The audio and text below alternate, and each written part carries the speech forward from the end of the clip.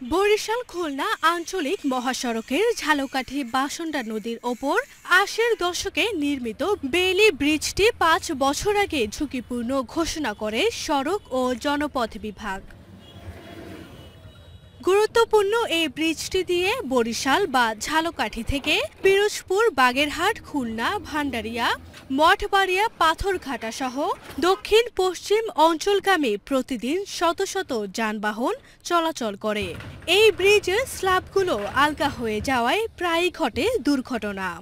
আমরা যখন যাত্রী নিয়ে যাই ব্রিজটা ধলে অ্যাঙ্গেল ভাঙ্গেও যায়, মাঝে আমাদের ভয় করে। এখন এই ব্রিজটা একেবারে নাজুক, আবার ওই পাটগুলো সব খুললে চড়ে লই গেছে।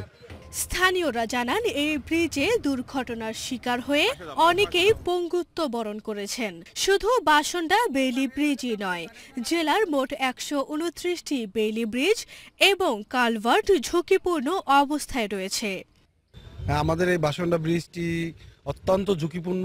বাচ্চারা স্কুলে যায়, এইটা হচ্ছে বড় সমস্যা। যে কোনো মুহূর্তে পাশে নাই, মধ্যে নাই, যে কোনো সময় একটা পা ঢুকে যে কোনো সময় অ্যাক্সিডেন্ট হইতেই পারে।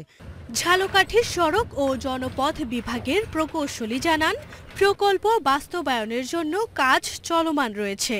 অনুমোদন হলেই ঝুঁকিপূর্ণ বেইলি ব্রিজ ও কালভার্ট নির্মাণ করা হবে। এই প্রকল্পে আমরা প্রায় ১৭টি সেতু এবং ১২টি কালভার্ট প্রতিস্থাপন করছি এবং সাথে সাথে আমরা ঝালকাঠি জেলার ৪টি জেলা মহাসড়ক যথাযথ মান ও প্রশস্ততায় উন্নীতকরণ প্রকল্পের মধ্যে প্রায় ১০০টি কালভার্ট, সরু কালভার্ট রিপ্লেসমেন্ট করছি। দ্রুত সময়ের মধ্যে এসব ব্রিজ ও কালভার্ট সংস্কার করা না হলে জনদুর্ভোগ ও মর্মান্তিক দুর্ঘটনা বাড়তে পারে, এমনটাই মনে করছেন স্থানীয়রা। আরভি ইসলাম হিমু, এশিয়ান টেলিভিশন।